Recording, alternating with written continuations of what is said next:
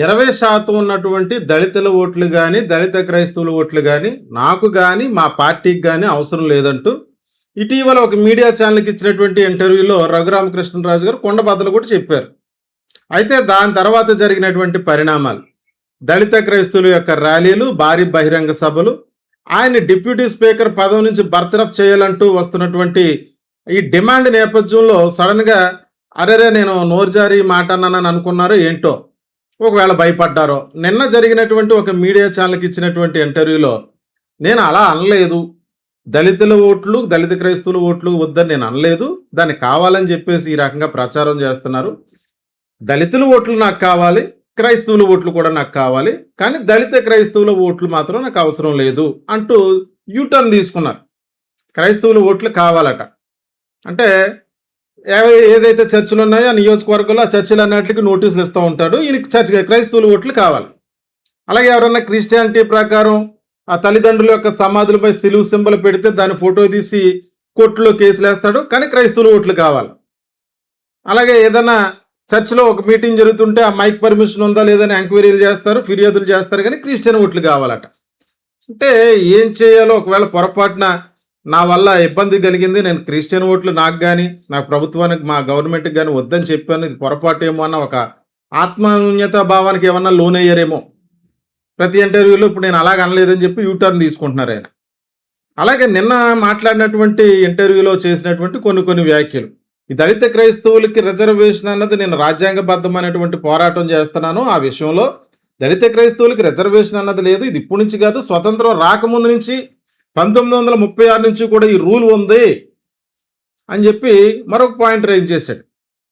1936 నుంచి బ్రిటిష్ వాళ్ళు కూడా ఈ రూల్ పెట్టారు, క్రిస్టియానిటీలోకి వెళ్తే కులం ఉండదు అని చెప్పేసి చెప్పారు అంటూ ఒక కొత్త పాయింట్ లేవదీశాడు ఆయన. వాస్తవానికి రాజ్యాంగం ఎప్పుడు ఏర్పడిందో అందరికీ తెలుసు, 1950లో ఏర్పడింది. దాని ప్రకారం ఆర్టికల్ 15 and 16 అలాగే 330 and 332 ప్రకారం షెడ్యూల్ తెగలకి, షెడ్యూల్ కులాలకి సంబంధించి విద్య, ఉద్యోగం అలాగే ఉపాధి కల్పనలో రాజకీయ ప్రాతినిధ్యాలకు సంబంధించి రిజర్వేషన్లు ఏర్పడ్డాయి.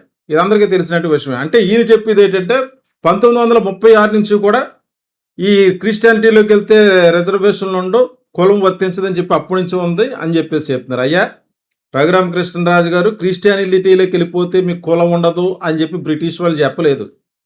ఏ కులం వారైనా సరే క్రిస్టియానిటీలోకి రావచ్చు, దీనికి కుల ప్రస్తావన లేదు, అది దాని అర్థం. అంతేగాని మీరు దళితులుగా ఉన్నవాళ్ళు క్రిస్టియన్స్లోకి వెళ్ళిపోయారు కదా మీకు కులం పోయిందని కాదు. ఈ భారతదేశంలో పుట్టిన ప్రతి ఒక్కడికి కూడా కులం ఉంది, కులం లేకుండా ఎవడో పుట్టట్లేదు. వాడు ఏ మతాన్ని అనుసరించినా సరే, మీకైనా నాకైనా ఎవరికైనా సరే కులం ఉంది. ఆ కులం అనే కాలం ఉంది కాబట్టి ఈ భారతదేశంలో కులం మీద, మతం మీద రాజకీయాలు చేయగలుగుతున్నారు మీలాంటి వాళ్ళు అందరూ కూడా. ఇక్కడ ప్రత్యేకించి మరో అంశం ఏంటంటే ఆయన ఇంటర్వ్యూలు చేసే వాళ్ళందరూ కూడా ఎప్పుడు కూడా ఇవే ప్రశ్నలు, మీరు దళితుల ఓట్లు, దళిత క్రిస్టియన్ ఓట్లు వద్దన్నారు కదా, మీకు మీ ప్రభుత్వానికి. ఓకే, ఆ పాయింట్ బాగానే ఉంది. పివి సునీల్ కుమార్ గారు మిమ్మల్ని కస్టోడియల్ టార్చర్ చేశారు కదా, ఎలా జరిగింది అని చెప్పి క్యూరియాసిటీ బిల్డ్ చేసే విధంగా మరీ అడుగుతున్నారు ఆయన. ఇవన్నీ అడిగిన ఆయన, ఏమండి మీ పైన ఈ బ్యాంక్ నేరాలకు సంబంధించి ఆరోపణలు ఉన్నాయి, ఈ విషయంలో మరి మీ అభిప్రాయం ఏమిటన్న ప్రశ్న ఎందుకు అడగట్లేదు? ఇంతమంది మీ మీద ఆరోపణలు చేస్తున్నారు కదా, బ్యాంక్ ఆర్థిక లావాదేవీలకు సంబంధించి లోన్లు తీసుకుని మీరు ఎగ్గొట్టేశారేనో, లేకపోతే మిమ్మల్ని ఏమో బ్యాంకు దొంగ అని చెప్పి ప్రస్తావిస్తూనే ఇంతమంది కామెంట్స్ చేస్తున్నారు. జడ శ్రావణ్ కుమార్ గారు లాంటి కానీ, పివి సునీల్ కుమార్ గారు లాంటి కానీ, మరి దీని మీద మీ అభిప్రాయం ఏంటన్న ప్రశ్న ఎందుకు అడగట్లేదు? అంటే దళిత క్రైస్తవుల మీద రెచ్చిపోయి రఘురామకృష్ణరాజు గారు ఎస్సీ అట్రాసిటీ కేసులు పెట్టి వాళ్ళందరినీ అణిచేస్తున్నాడు కాబట్టి ఉత్సాహంగా ఆ ప్రశ్నలు అడుగుతున్నారా? మరి ఆ ఇంట్లో ఉన్నటువంటి మైనస్ పాయింట్లను తీసి ఎందుకు ఇంటర్వ్యూలో ప్రశ్న అడగట్లేదు? మరి అది కూడా ఆయనకు సంబంధించినటువంటి ప్రశ్నే కదా, అవి అడగట్లేదు. అంతకుముందు నిన్న మొన్న ఒక లేడీ యాంకర్ ఎవరో పాప ఇంటర్వ్యూలో ఆమె అడిగిన దానికి ఆవిడ మీద సింహంలో విరుచుకుపడిపోయావండి, నోటుకొచ్చినట్టు తిట్టాడు. ఇది ఆయన సంస్కారం. అంటే ఆయన చేసిన నేరాల కోసం ఎవరు ప్రస్తావించకూడదు. ఇక్కడ ప్రధానంగా ఇక్కడ ఏదో ధర్మాన్ని కాపాడేస్తున్నట్టుగా ఆయన చేస్తున్నటువంటి మంచి పనులు మాత్రం అడుగుతూ కూర్చుంటారు ఈ యాంకర్లు అందరూ కూడా. మీరు ఇంటర్వ్యూలు చేసినప్పుడు ఈ ప్రశ్న కూడా అడగాలి కదా, ఎందువల్ల అడగట్లేదు? ఇంకో విషయం ఈయన ప్రధానంగా చెప్తున్నాడు, ఆయన నాకు కానీ మా ప్రభుత్వానికి కానీ అవసరం లేదని చెప్పారు కదా మీరు. ఆ యాంకర్ అడిగాడు, ఆయన నిన్న అడిగిన ప్రశ్నలో ఆయన అడిగారు, మీకు కానీ ప్రభుత్వానికి కానీ అవసరం లేదని మీరు స్టేట్మెంట్ ఇచ్చారు కదా, మరి మిమ్మల్ని వివరణ కోరలేదా? మీ ప్రభుత్వం వివరణ కోరలేదంటే నన్ను ఎవరు వివరణ కోరలేదు అని చెప్పి సమాధానం చెప్పారు. వివరణ కోరరు, ఎందుకంటే ఆల్రెడీ చంద్రబాబు నాయుడు గారు కూడా చాలా పబ్లిక్ మీటింగ్స్లో క్రిస్టియన్స్ యొక్క మనోభావాలు దెబ్బతినే విధంగా ఈ మాట మాట్లాడొచ్చా మాట్లాడకూడదన్న ఆలోచన కూడా లేకుండా పాస్టర్ ప్రవీణ్ పగడాల్ గారి మరణాన్ని ఉద్దేశిస్తూ ఏ పబ్లిక్ మీటింగ్లో అయినా సరే అది అసలు ప్రభుత్వానికి ఆయన చేసే సంక్షేమ పథకాలకి లేకపోతే ఈ రాష్ట్ర అభివృద్ధికి సంబంధించినటువంటి అంశమా? ప్రతి మీటింగ్లో కూడా ఒక పాస్టర్ హైదరాబాద్ నుంచి బయలుదేరాడు, రాజమండ్రి వచ్చాడు, తాగుతూ వచ్చి చచ్చిపోయాడంటే ఏదో దృశ్యం సినిమాలో సీన్ రీక్రియేట్ చేసి మెదడులోకి పంపించినట్టుగా, అంటే ఈ రాష్ట్రంలో ఉన్నటువంటి క్రిస్టియన్స్ అందరి మెదడులోకి ఈ అంశాన్ని చూపించినట్టుగా ఆయన మాట్లాడటం. మరో పక్క ఉప ముఖ్యమంత్రి గారు పవన్ కళ్యాణ్ గారు ఆయన మీటింగ్లో కులాల ప్రస్తావన మతాల ప్రస్తావనలో నేను రాజకీయాలు చేయటం ఈ దేశంలో కుదరదు, అంబేద్కర్ చెప్పినట్టు ఒక కులపోడు ఇంకో కులపోడు పెళ్లి చేసుకుంటే కులరహిత సమాజం నిర్మించబడదు అంటే ఆయన మాట్లాడటం.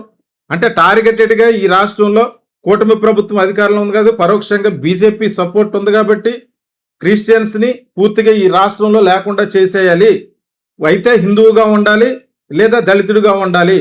ఇదే అంశం ప్రధానంగా ఇక్కడ. ఎందుకంటే ఇప్పుడు ఎస్ఐఆర్ అనే ప్రక్రియ జరుగుతుంది రాష్ట్రంలో. దీని మీద అనేక రకాలైనటువంటి అనుమానాలు ఉన్నాయి ప్రతి రాష్ట్రంలో కూడా ఈ సర్ అనే ప్రక్రియ మీద. ఇప్పుడు రఘురామకృష్ణరాజు గారు మాకు 20% ఉన్నటువంటి దళితుల ఓట్లు, దళిత క్రైస్టియన్ ఓట్లు అవసరం లేదన్నాడంటే ఇప్పుడు ఆ సర్ అనే ప్రక్రియ ద్వారా ఈ ఓట్లన్నీ కూడా ఉంటాయో తొలగించేస్తారో కూడా తెలియట్లేదు. తీరా ఎలక్షన్లు వచ్చేటప్పుడు మా ఓట్లు కనబడట్లేదంటే అప్పుడు ఎవరితో చెప్పుకోవాలి? అంటే ఈ రాష్ట్రంలో వాళ్ళకి బ్రతికే హక్కే లేదన్నట్టుగా ప్రవర్తిస్తున్నటువంటి ఈ కూటమి ప్రభుత్వం యొక్క తీరు. మరో పక్క ఈయన డిప్యూటీ స్పీకర్ పదవి నుంచి బర్తరఫ్ చేయాలని చెప్పి బలంగా క్రిస్టియన్ సంఘాలు, దళిత క్రైస్తవులు అందరూ కూడా భారీగా ర్యాలీలు చేస్తున్నారు, భారీ బహిరంగ సభలు నిర్వహిస్తున్నారు, ప్రభుత్వానికి ప్రధానంగా డిమాండ్ చేస్తున్నారు. దీనిపై ఏ రకమైనటువంటి చర్య తీసుకున్నటువంటి కూటమి ప్రభుత్వం? మొన్న ఇటీవల కాలంలో భీమవరం వేదికగా ఎయిమ్స్ ఆధ్వర్యంలో పివి సునీల్ కుమార్ గారు ఒక మీటింగ్ నిర్వహించారు. ఆయన స్పష్టత ఇచ్చారు, కులాలు మారితే మతం మారితే కులం పోతుంది అన్నది ఎక్కడా లేదు. ఎందుకంటే వాస్తవానికి ఒక విషయం చెప్పాలంటే బీసీసీ సర్టిఫికేట్ ఇష్యూ చేసేటప్పుడు కూడా ఒక క్రిస్టియన్కి సంబంధించి నేను ఇంతకుముందు వీడియోలో కూడా చాలాసార్లు చెప్పాను, ఒక క్యాస్ట్ సర్టిఫికేట్ ఇష్యూ చేయాలంటే అందులో ఖచ్చితంగా క్యాస్ట్ మెన్షన్ చేసి తీరాలి. వాడు బీసీసీ అని చెప్తే ఒక దళితుడేవులు ఒకవేళ బీసీసీ సర్టిఫికేట్ ఇష్యూ చేసినా ఆది ఆంధ్ర క్రిస్టియన్ అని రాసి పక్కన సబ్ క్యాస్ట్ అనే కాలం ఉంటుంది. ఆ సబ్ క్యాస్ట్లో ఆడు మాలైతే మాదిగా, మాలైతే మాల, మాదిగా అయితే మాదిగా అందులో ఖచ్చితంగా రాయాలి. ఎక్కడ పోయింది కులం? వాడు మతం మారిపోయినా కులం పోలేదే. ప్రత్యేకించి అన్ని కులాల వాళ్ళని వదిలేశారు. ఒక కేవలం దళితులు పట్టుకునే మీరు క్రిస్టియానిటీలోకి వెళ్ళేట మీ కులం పోయింది అని చెప్పి వ్యాఖ్యానించడం పరిపాటి అయిపోయింది అందరికీ కూడా. ప్రధానంగా ఈ రఘురామకృష్ణరాజు గారు ఎమ్మెల్యే అయిన తర్వాత అక్కడ జరిగినటువంటి పరిణామాలన్నీ కూడా పూర్తిగా ఒక కులాన్ని, ఒక మతాన్ని వెలివేసినట్టుగా ఈ ఆంధ్రప్రదేశ్లో జరుగుతున్నటువంటి ప్రభుత్వం యొక్క తీరు. మరోపక్క దళిత నేతలందరూ కూడా ఇంక ఈ రాష్ట్రంలో పని లేదు, ఈ కూటమి ప్రభుత్వంలో ఉన్నటువంటి ఆంధ్రప్రదేశ్లో ఉన్నటువంటి ప్రభుత్వం అయితే దళిత క్రైస్తవ అంశాన్ని అయితే పట్టించుకునే పరిస్థితుల్లో లేదు కాబట్టి ఢిల్లీ వ్యాప్తంగా ఢిల్లీలోకి వెళ్ళి ఢిల్లీలో ఉన్నటువంటి కొంతమంది రాజకీయ ప్రముఖులు కలవటం. అంటే ఇటీవల సునీల్ కుమార్ గారు రామదాస్ అథవాలయ్ గారిని ఆయన కలిశారు, అలాగే కేజీ బాలకృష్ణన్ కమిటీని కలుస్తున్నారు. ఎందుకంటే ప్రధానంగా కేజీ బాలకృష్ణన్ కమిటీ ప్రస్తుతానికి ఈ దళిత కులాలకు సంబంధించి దళిత క్రిస్టియన్స్కి, దళిత ముస్లింకి సంబంధించినటువంటి అంశాలపై నివేదికపై ఇవ్వాల్సినటువంటిది కేజీ బాలకృష్ణన్ కమిటీయే. అంటే ముందు 2004లో జస్టిస్ రంగనాథ్ మిశ్రా కమిటీ ఏర్పడిన 2007 కల్లా వాళ్ళు ఇచ్చేశారు నివేదిక. ఖచ్చితంగా ఈ దేశంలో దళిత క్రైస్తవులకు అన్యాయం జరుగుతుంది, దళిత ముస్లింకి వాళ్ళు ఖచ్చితంగా అన్ని సదుపాయాలు కల్పించాలని.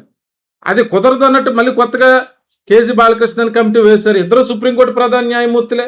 పోనీ అది కాంగ్రెస్ ప్రభుత్వంలో ఏర్పడిన కమిటీ అనుకుందాం, రంగనాథ్ మిశ్రా గారు. పోనీ ఇది 2022లో వేశారు, రెండేళ్ల కాల పరిమితితో వేసిందని 2024 కల్లా కంప్లీట్ చేసి నివేదిక ఇవ్వాలి.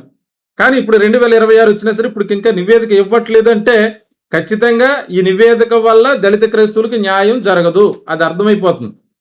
ఎందుకంటే మొన్న హర్ష్ కుమార్ గారు ఒక మీటింగ్లో పాల్గొన్నప్పుడు కూడా ఇదే అంశాన్ని చెప్పారు, క్రిస్టియానిటీలోకి వెళితే కులం ఉండదు కదా అని చెప్పి మాట్లాడుతున్నారు. అలాగంటే ఈ కమిటీ వాళ్ళు కూడా మనకు న్యాయం జరగదు, పోరాటాలే మార్గం అన్నట్టుగా హర్ష్ కుమార్ గారు వ్యాఖ్యానించినటువంటి పరిస్థితి. వీటన్నిటి నేపథ్యంలో ప్రస్తుతానికి ప్రభుత్వం అయితే రఘురామకృష్ణరాజు గారిని బర్తరఫ్ చేయకపోతే ఇది ఒక గవర్నమెంట్ వాయిస్ గానే మేము తీసుకుంటా ఉన్నట్టుగా ఇటీవల జై భీమరావు భారత్ పార్టీ అధ్యక్షుడైనటువంటి జడ శ్రవణ్ కుమార్ గారు ఆయన దీనికి సంబంధించి ఈ రఘురామకృష్ణరాజు గారి మీద అన్ని పోలీస్ స్టేషన్లు కూడా ఫిర్యాదు చేయాలని చెప్పి సూచన చేశారు వాళ్ళ పార్టీకి సంబంధించిన వ్యక్తులకు, దళితులకు. దీనికి సంబంధించి ఈయన బర్తరఫ్ చేయాలన్నటువంటి ప్రధాన అంశంతో ఈ రాష్ట్రంలో గవర్నమెంట్ దీన్ని బర్తరఫ్ చేయకపోతే మేము బల ప్రదర్శన చేస్తాం అన్నట్టుగా రేపు జూన్ 29వ తారీఖున Eluru JVR English medium school గ్రౌండ్స్లో 29వ తారీఖున బల ప్రదర్శన చేయనున్నాం, భారీ బహిరంగ సభ నిర్వహిస్తామని చెప్పి ఆయన స్టేట్మెంట్ ఇచ్చారు. వీటన్నిటి నేపథ్యంలో గతంలో ఉన్న దానికంటే ఇప్పుడు దళిత క్రైస్తవులకు ఎస్సీ హోదా ఇప్పించాలన్నటువంటి అంశంపై ప్రధానంగా పోరాటం పెరిగింది. వాస్తవానికి చింతాడ ఆనందపాల్ కేసులో సుప్రీంకోర్టు ఆయన క్రిస్టియన్గా మారాడు కాబట్టి ఎస్సీ హోదా వర్తించదు, లేకపోతే అట్రాసిటీ కేసు వర్తించదని తీర్పిస్తే ఆ ఒక్క అంశాన్ని పరిగణలో తీసుకుని దాని మీదే మొత్తం క్రిస్టియన్స్ అందరికీ కుల ధృవీకరణ పత్రాలు రద్దు చేసేయాలన్నట్టుగా కొన్ని జిల్లాల్లో జరుగుతున్నటువంటి ప్రయత్నాలు. నిన్న మొన్న ఆ బాపట్ల జిల్లాకు సంబంధించి ఎవరో ఒక విఆర్ఓకి, ఆయన చంపాడు అనేటువంటి విలేజ్కి సంబంధించి విఆర్ఓ ఎవరో పులిసీతయ్య ఆయన పేరు, ఇది ఎంతవరకు వాస్తవం తెలియదు. ఈ రఘురామకృష్ణరాజు దళం అనేటువంటి ఫేస్బుక్ పేజ్లోనే ఉంది అది ఒక రీల్లో. అతను 2025లో క్రిస్టియన్ మ్యారేజ్ చేసుకున్నాడు పలానా పాస్టర్ గారి ద్వారా, కాబట్టి ఈ విషయాలన్నీ పరిశీలించి అతను రిజర్వేషన్ మీద విఆర్ఓ జాబ్ వచ్చింది కాబట్టి కలెక్టర్ గారు ఈ విషయాలన్నీ పరిశీలించి అతనిపై చర్య తీసుకోవాలని చెప్పి ఒక ఈమెయిల్ ద్వారా వెళ్ళినటువంటి కంప్లైంట్. దానికి ఆ లెటర్ చూస్తే అత్యవసరంగా అన్న పదం 2 సార్లు వాడారు. అది ఆర్టీఓ గారికి ఎండారెస్ట్ చేస్తూ మీరు అత్యవసరంగా దీని మీద నివేదిక పంపండి అంటే మరి ఆయన ఉద్యోగాల నుంచి తీసేస్తారేమో. అంటే ఆల్రెడీ ఉద్యోగాలు సంపాదించుకున్న వాళ్ళని కూడా వేధించి, పెళ్లిళ్ళు చేసుకున్న వాళ్ళని వేధించి, చదువుకుంటున్న వాళ్ళని వేధించి, ఇవన్నీ చేసి ఈ రోజు రేపు ప్రొద్దుట మాకు దళితుల ఓట్లు కావాలి, క్రిస్టియన్ ఓట్లు కావాలంటే ఎవరు నమ్ముతారు? ప్రధానంగా ఈరోజు దళిత క్రిస్టియన్స్ చేస్తున్న డిమాండ్ ప్రకారం దళితులకు ఎస్సీ హోదా కల్పించాలి, దళిత క్రైస్తవులకి. అలాగే ఈ మత విద్వేషాలు రెచ్చగొట్టే విధంగా వ్యాఖ్యానిస్తున్నటువంటి రఘురామకృష్ణరాజును కూడా డిప్యూటీ స్పీకర్ పదవి నుంచి బర్తరఫ్ చేయాలన్నటువంటి ప్రధాన డిమాండ్తో జరుగుతున్నటువంటి ఈ అంశాల పట్ల ఈ కూటమి ప్రభుత్వం ఏ రకంగా స్పందిస్తుంది, ఏం జరగబోతుంది అన్నటువంటి మరిన్ని వివరాలతో మళ్ళీ మీ ముందుకు వస్తాం.